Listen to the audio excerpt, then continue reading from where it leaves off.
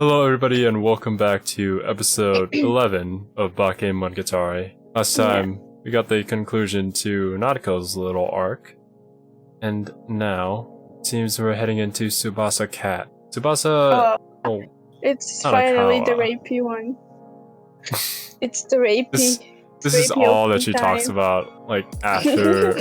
because for some reason when we play AMQ, it always picks Hanekawa's opening for when it picks Bake. Hanekawa is an interesting character that both Kiwi and Cerby do not like very much. I did talk with Cerby about it, but I can't talk about it with you just yet until you finish Kizu. But yeah, there are quite a few valid points here and there. And are they purposeful? I would say yes. I won't talk about it much more in case I might end up spoiling Kiwi, so let's just see what Kiwi thinks about Hanekawa after we finish this arc. I just think of her as suspicious. I don't have to finish the arc to be able to tell you that I think of Hanekawa as suspicious. Like, if we were playing Among Us together, I would have always chose her as the imposter, because she's way too suspicious. I'm just saying, you might be barking up the wrong tree, but that's just me. Not the first time. Not the first time. Alright then guys, you know the drill. Open up your own copy, sync it up with the timer that Kiwi has, and let us enjoy some anime. I'm going to start the episode in 5, 4, 3, 2, 1.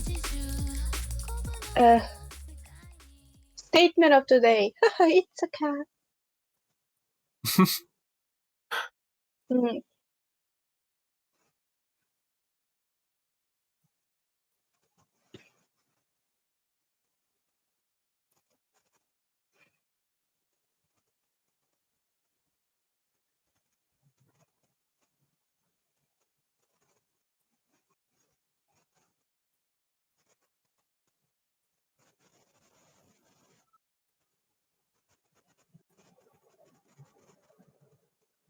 Damn, a Cinderella situation.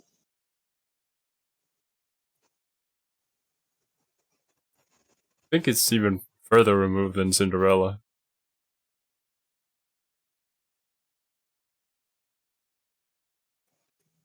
Stepfather's new wife is my mom, and her new husband is her dad.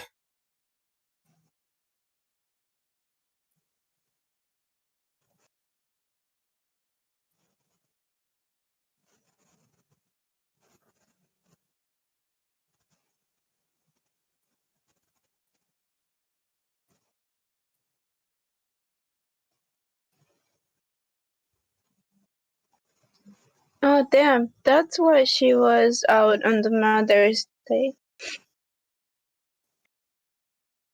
Yeah, she doesn't want to be home. She doesn't like her mom, her family.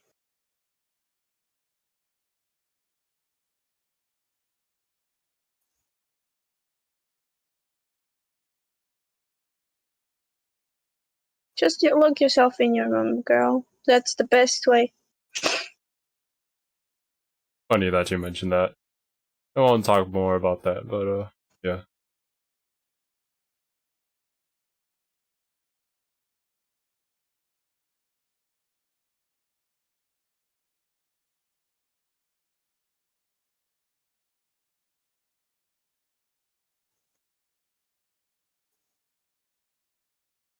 Her papa hit her.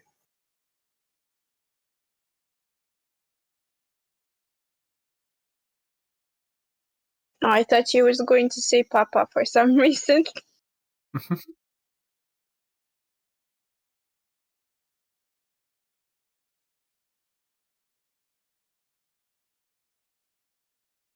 You wouldn't hit it. You would get angry but not hit it.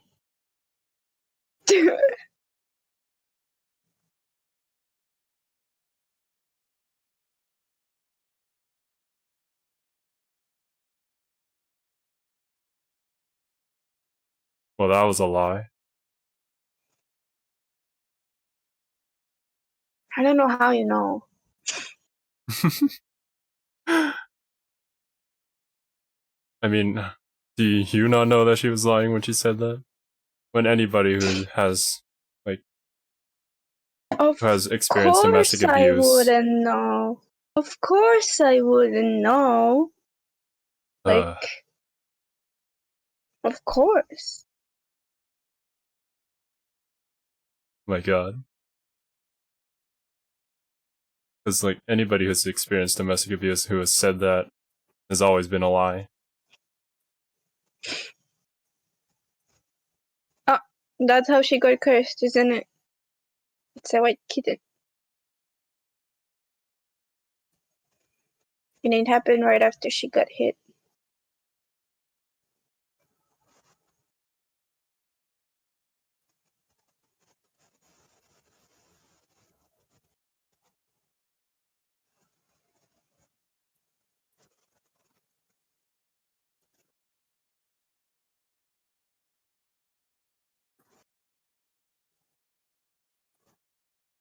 Oh damn, that girl is thick.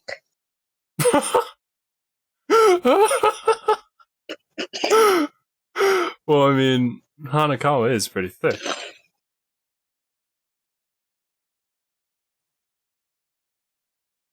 Yes, Hanekawa's OP has 2 different versions.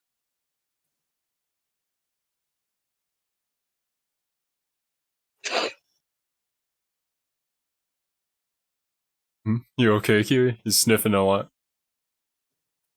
I mean, don't you hear from my voice that I'm sick? Well, I don't know. You always sound sick, so it's kind of hard to tell.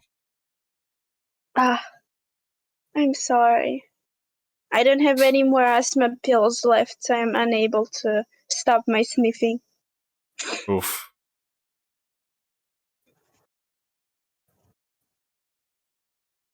That censorship.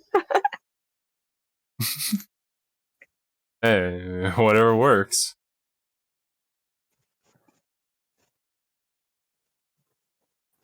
Oh, I wasn't reading the text that was passing through. I'll have to go back and look at the opening again.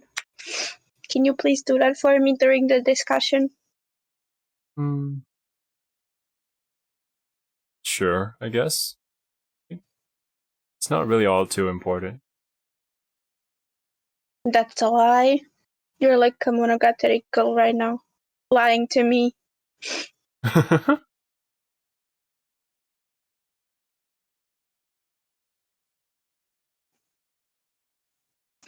Oh, damn. A pervert.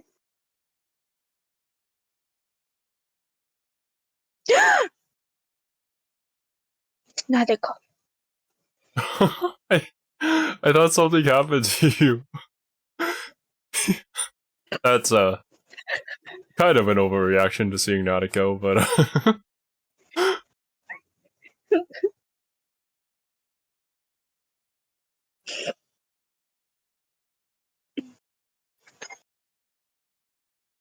Wait, who? I wasn't paying attention. Oh, it's Kanmaru.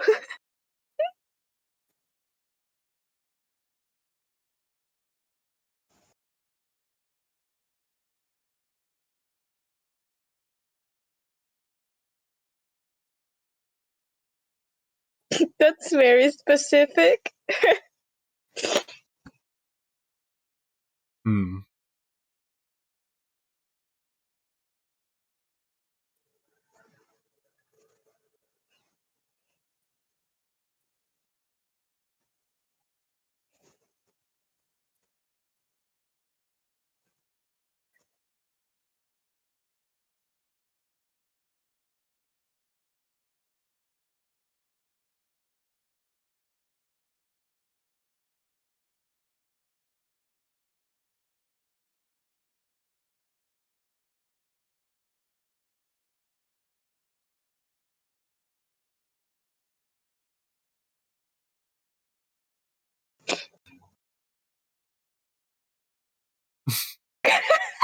What was that? a reference to something, definitely.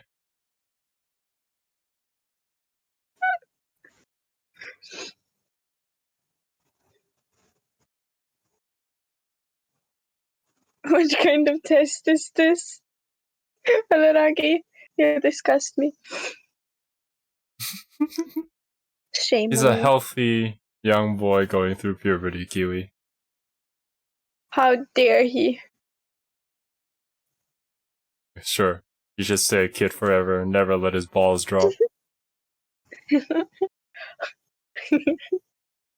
Yes.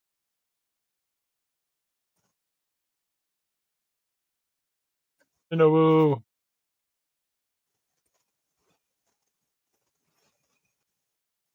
I want to drink blood, that's what she said. Would be surprising since she hasn't spoken a single word yet.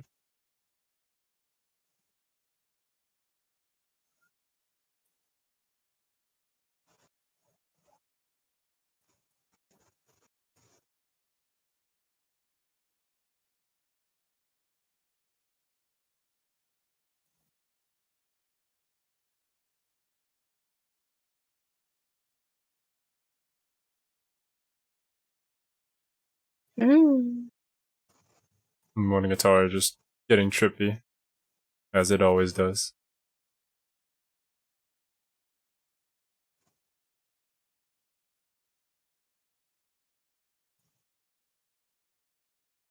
Just beautiful stylistic choices all around.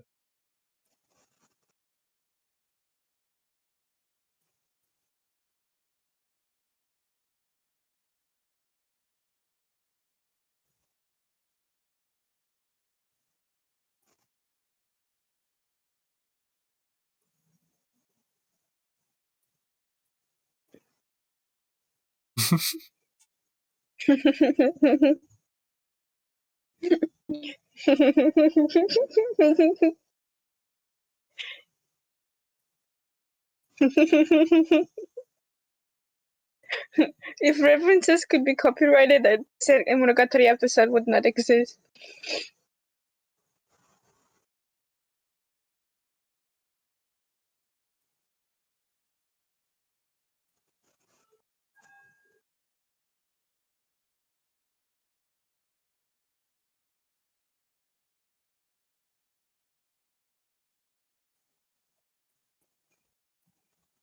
Shame on you, Ararage.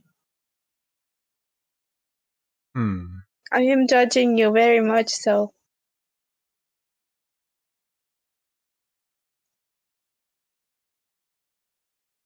Debating whether or not to say anything.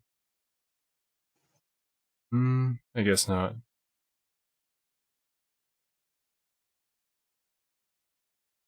Wait, I have to write down what I've noticed so far.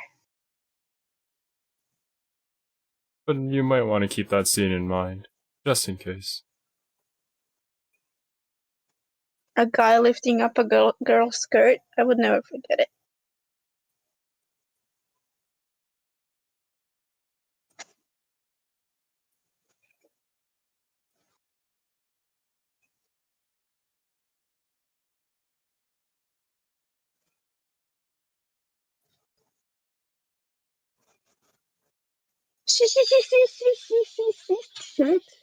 Oh no.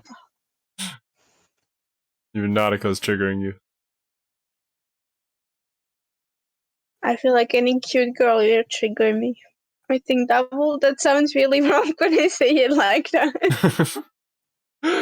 Especially if people don't know that you have tics. Seeing a cute girl triggers me.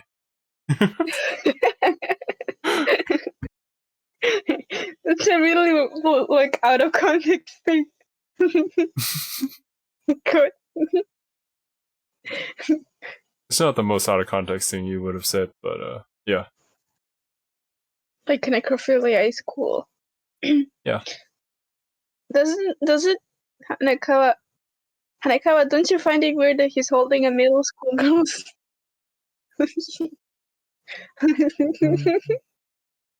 bathing suit in his right hand? Why did you put it in the back, Araraki? Shame on you.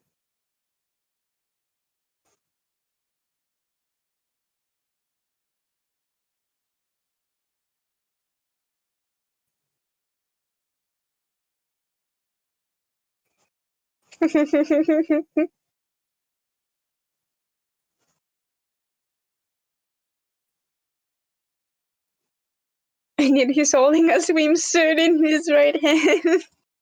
I'm pretty sure he forgot about it by this point.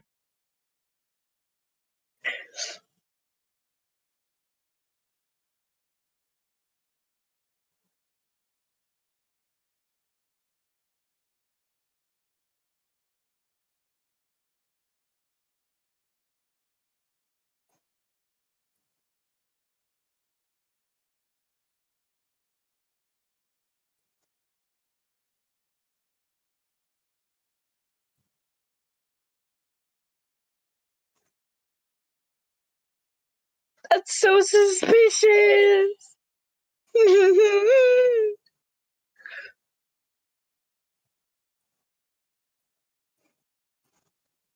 Hmm.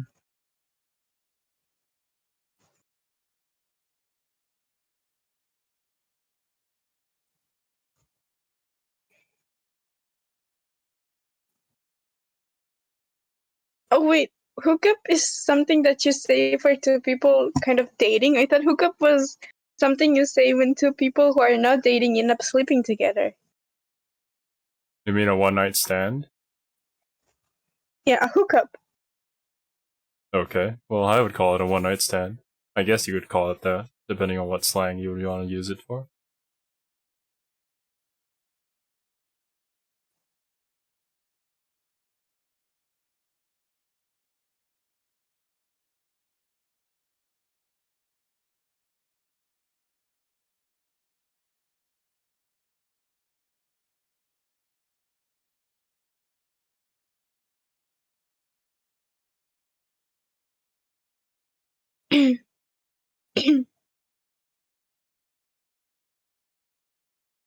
She's a 1,000-year-old cat.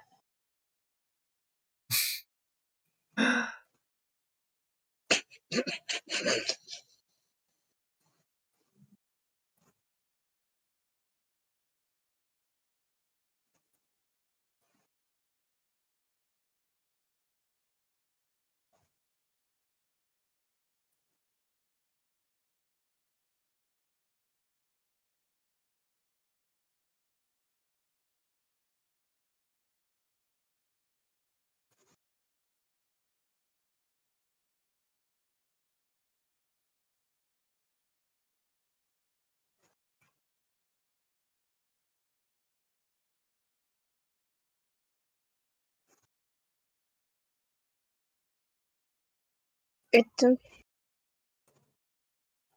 you're pregnant.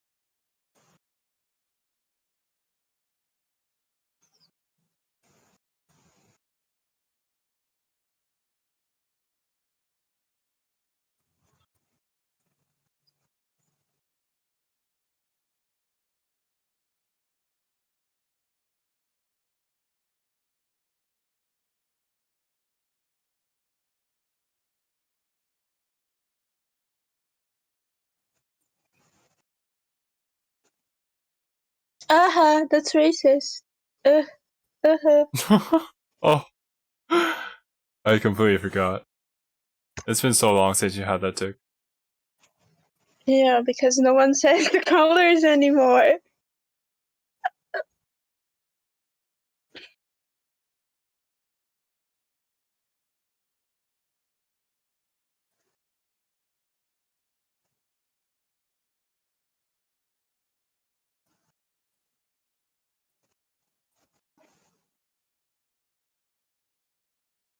Stress sisters.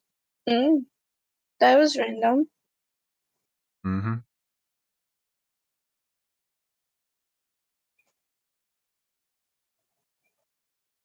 she's getting abused by her family.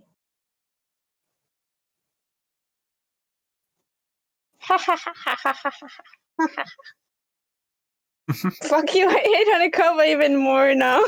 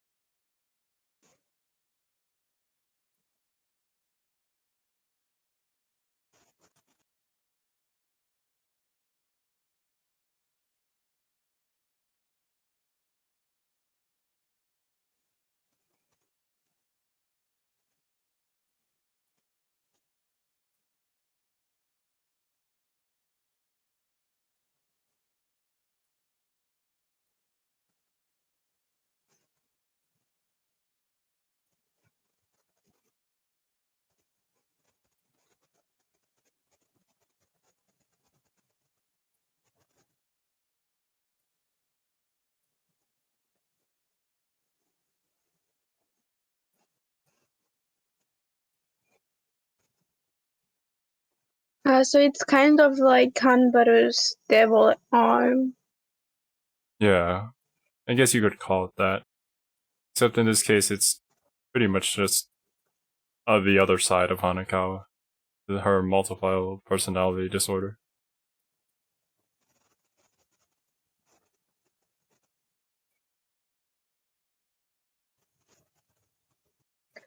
Nyanya.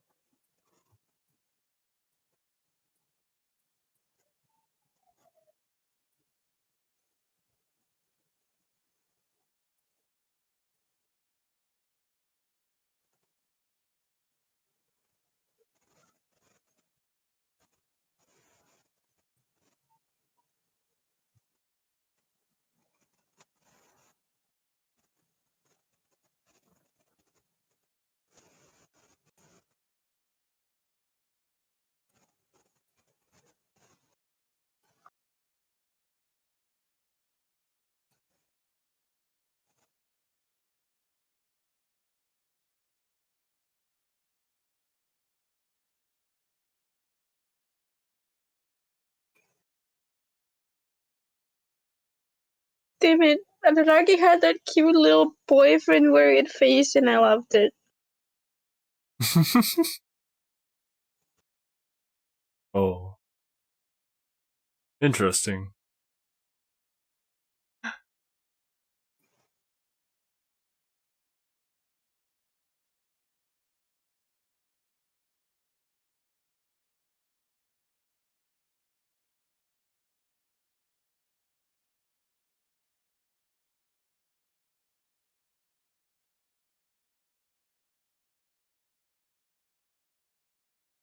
And now he's the coding boyfriend.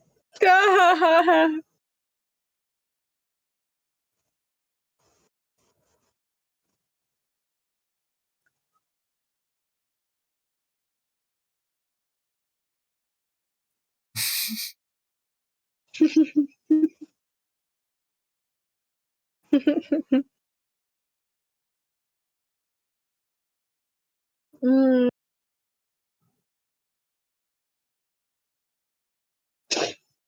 Okay, so at the end, I didn't notice like a whole bunch, but at the beginning, I did notice like a few things.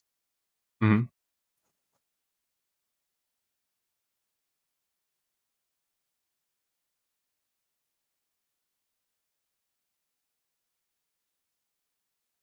Because, yeah, we did get a little bit of Hanekawa's sort of backstory-ish, kinda. Not really too in-depth yet, but hopefully that should give you a better idea of who she is. Hmm. Because, as I've said, multiple times throughout several series is that people are the way that they are because of their life circumstances, their life experiences.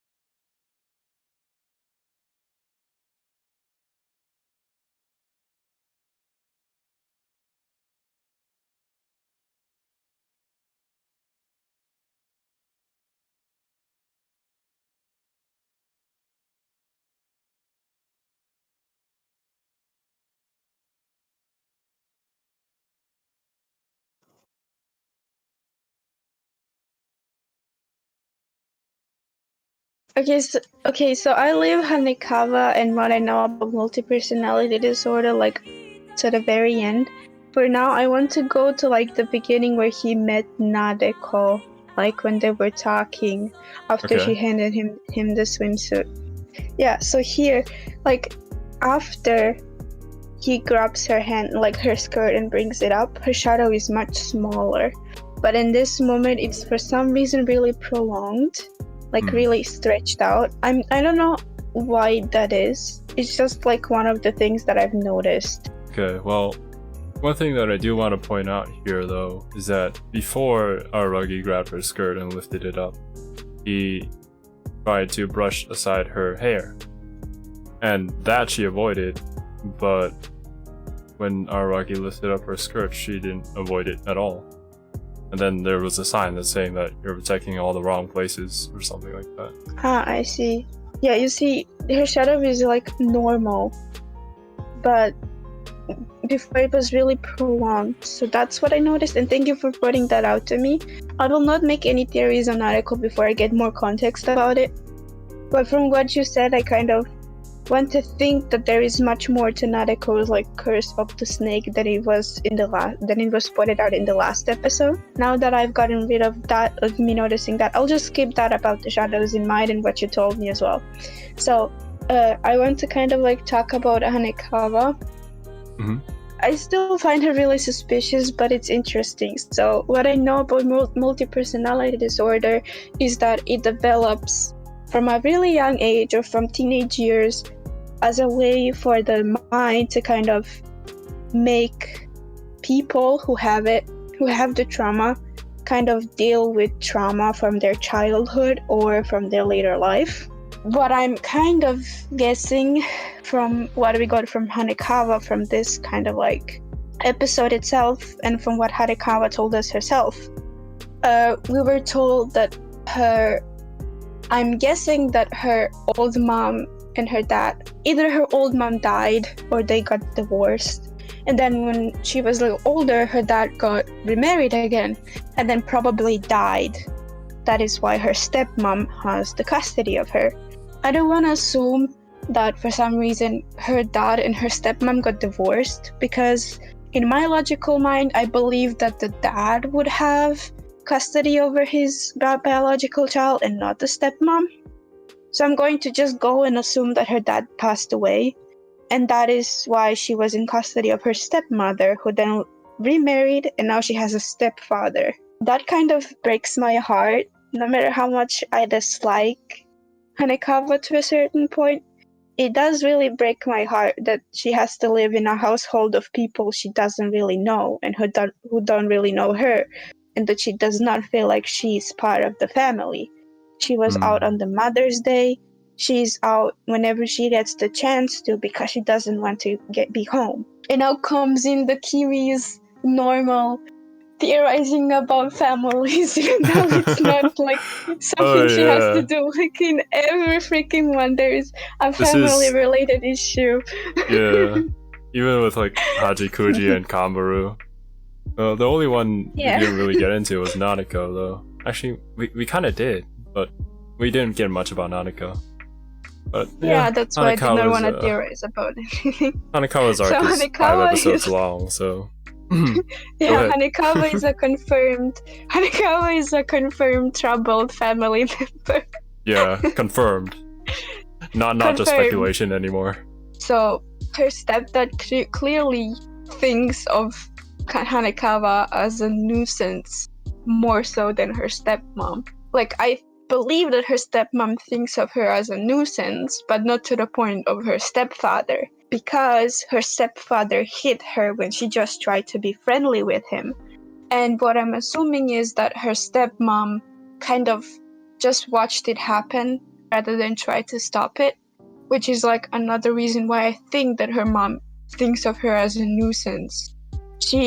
That's also why I assume that her biological dad passed away rather than just divorced her stepmother, because if a stepmother thought about a child like that and let it get hit, I don't believe that she would have tried to get custody of the child herself in the court if they got divorced. She would let her biological father have her, if my logic makes any sense. So basically she lives in a really toxic and bad environment for someone like her. So the way that she deals with stress is by going on walks and going outside.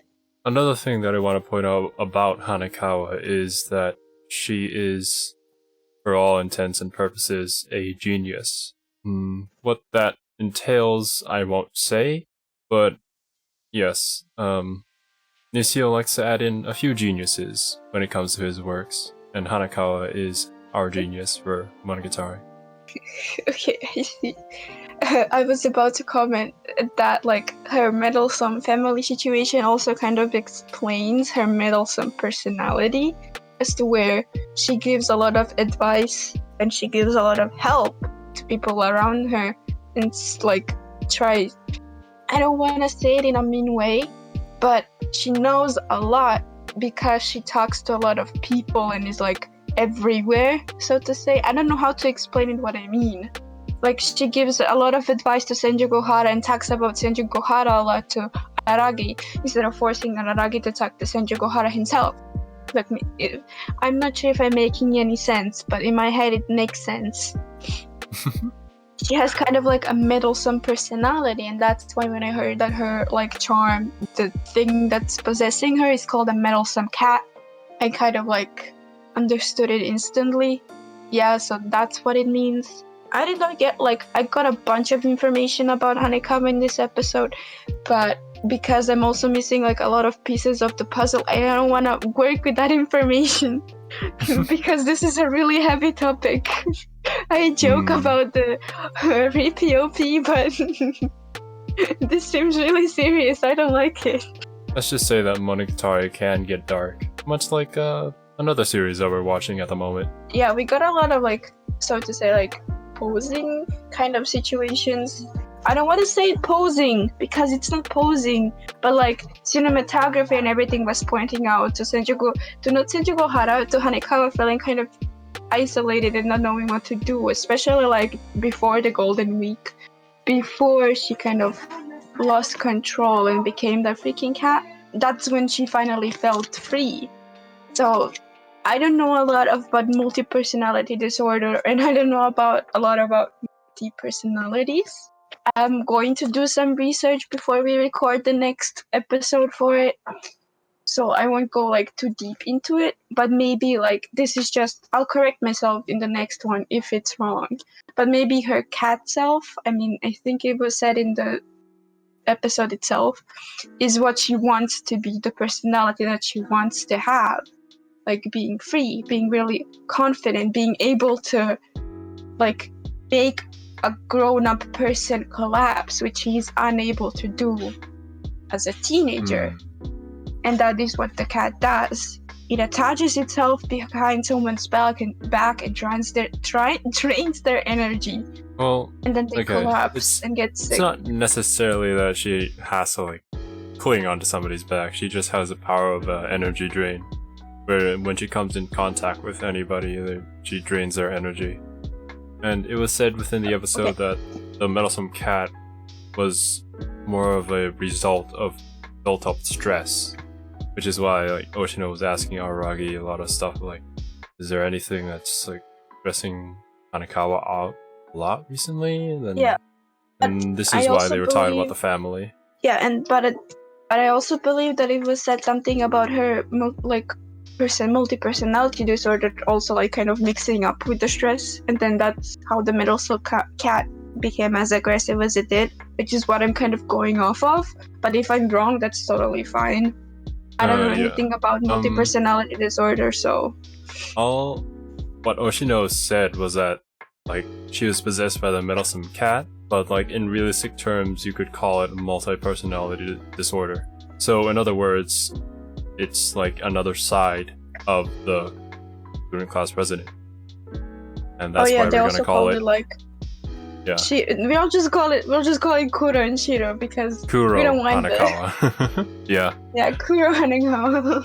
It's totally not because we're weird. It's because of my text. This is like the introductory episode, rather, of Hanekawa's character, because before now, like, I haven't really gotten to know Hanekawa that well.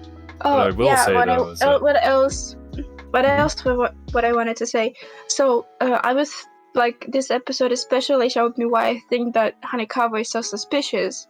She speaks in a way that's, like, really, not to say warped, but she's saying something else. Well, she speaks in a I cannot say that word, but she's speaking about something else, but it can be taken, like, two different ways. If that makes any sense. She's speaking about a good thing and trying to be nice, but someone like me who likes to read into the sentences too much can take it the other way, like how she's trying to say something else, and like something like that. Maybe that is one of the reasons why I don't like her, because she has like a smart way of speaking. That's a word I did not want to say. I don't like her because she's smarter than me. They make me seem like one of those freaking Reddit users that hate people who correct them. I'm not like that. I'm just trying to describe the way she sounds to me. Okay? Yeah, okay. Maybe that's why I find her suspicious. Maybe that's why. Alright. Well, let's see here. I have to be really careful with what I say, which is why it might stutter a lot and might take some time thinking about it. Because yeah, I don't want to reveal too much to Kiwi here, but I also want to help her a little bit. Let's say that her manner of speaking is not like a high school student, and that is something that Aragi did say within the episode. She's very methodical and very logical about everything that she talks about. And as I pointed out, yes, the genius part comes into play, where she doesn't really perceive the world the same way as other people do, which is why she thinks that this is normal. I don't know. I'm just talking the way that everybody talks, right? And Hanekawa pointed this out herself. But for us, that might not seem normal. That makes me also kind of sad, because even though you say she's a genius, I think it's pretty clear that I really like true crime and kind of like crime psychology and what happens after the crime is committed.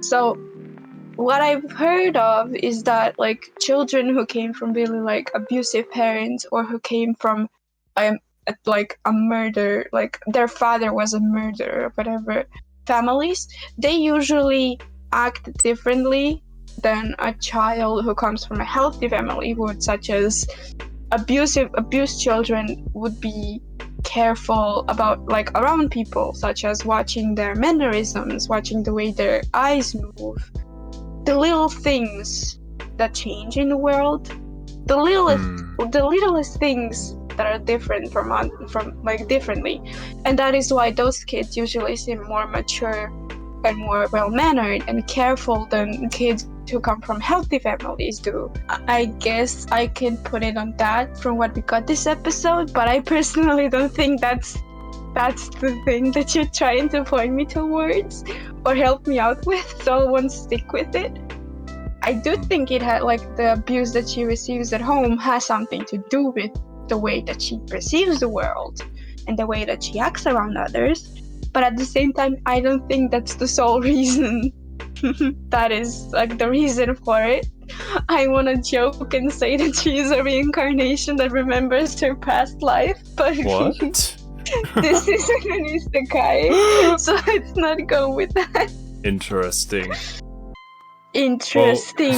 What I pull out of my ass is unbelievable. Those ideas should never have seen the light of day. I'm the female version of semblance of sanity in one sole person. I guess you could say that. The last thing that I want to add about Hanekawa's character, though, is that essentially Monogatari in and of itself is a commentary about like harem shows.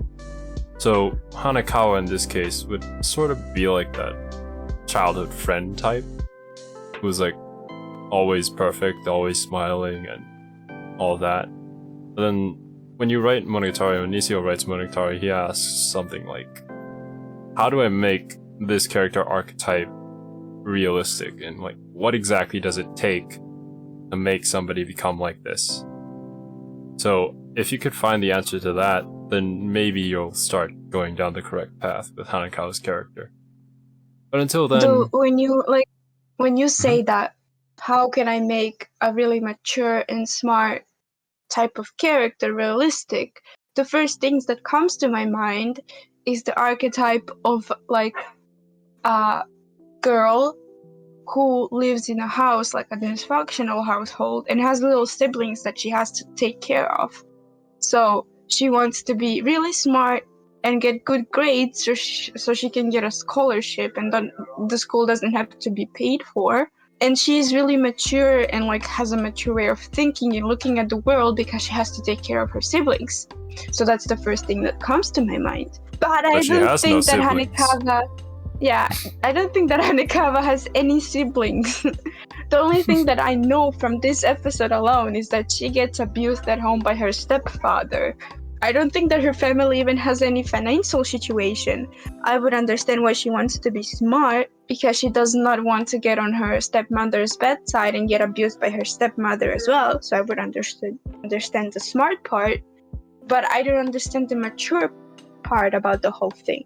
I know that abused children are mature. They are mature and they're really traumatized. I'm not putting down anyone who was abused, I promise. I'm sorry. I'm just saying that like just abuse at home isn't enough reason for someone to be on the maturity level as Hanekawa is. And like Hanekawa throughout the episode tells us, I would rather run away than be at home. I would rather take a walk than spend time in the hellish place. I would rather be outside on the Mother's Day than try to kind of mend my relationship with my stepmother. Then she lies about being hit once because she does not want to worry Araragi, because she thinks that like worrying him is a bad idea, and so on and so forth. She makes a lot of like mature but stupid decisions at the same time. Yes. Does that make any sense? You should never justify abuse on yourself. Like, it's terrible. And honestly, I feel so bad. But like, I don't know. That's why I'm not talking down to Hanekawa, kind of saying, I was hit only once. Don't you like agree that if someone who you don't know, like someone who is not familiar with you, was trying to act friendly with you, wouldn't you feel a little angry or whatever? Even though it's like when he said that, I joked about it. I still took it seriously, and I'm not trying to talk down to her situation, because it's not something you can talk down to. Even though she's not dealing with it in a healthiest way, she's still trying not to worry her friend Araragi, because she knows, like, in her mind, her stepfather is the most dangerous person in the whole world, and she does not want to worry Araragi in any shape, form, or situation that is possible, which makes me really sad. Yeah, children can't pick their parents, and especially Hanekawa in her case, where both of her parents are even blood related to her. She can just hope that she can graduate like safely and then start her own life, because at the beginning of the episode there was like a quote, I believe from the novel, that said, when I graduate I want to travel the world. Yes, she did talk about this last episode as well, I believe, where she wasn't going to go to university. She was just going to travel instead. That's kind of a waste of her talents. But anyways, I kind of understand when she would do that. And also, what did I want to say? Yeah, can you please go back to the opening so I can kind of see what was written on the screen instead of just the lyrics of the song? Because it actually really interests me. I mean, yes, there was not a lot on the screen, but there was like a triangle that makes me think. It's called a prism. You might have learned about it in science class. The way that it reflects light is quite interesting. Oh, do we have another gay in the ranks of the girls?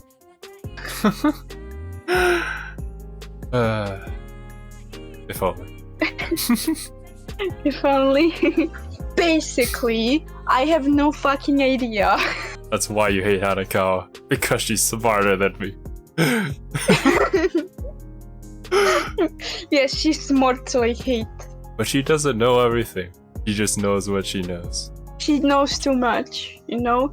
You know the saying? You can be my friend, but you become my best friend once you know too much. I've actually never heard that before, but no? guess I'll take your word for it. You know the reason why my best friend and I are best friends? Because she knows stuff that she isn't supposed to know. And there are only two ways towards her surviving, you know? It's us being best friends or her dying. There are only two ways. So that's how best friends become a thing. The more you know. I'm sorry. I'm very sorry. If Kiwi's best friend way too much. ever gets murdered, let this be video evidence of who did it. No, I would never kill my best friend. Anyways, before we start getting fucking community guideline strike for plotting murders here on this channel, let us end this discussion. Jeez. Why does it never end normally with you, Kiwi? I don't know. Ask my parents. I am a perfectly fine child. Like, I am perfectly fine. I am perfectly normal. Thank you guys so much for watching. We will see you all in the next one. Later, dudes. Yes. Yeah, bye-bye, January. It's been a while since you've heard that, hasn't it?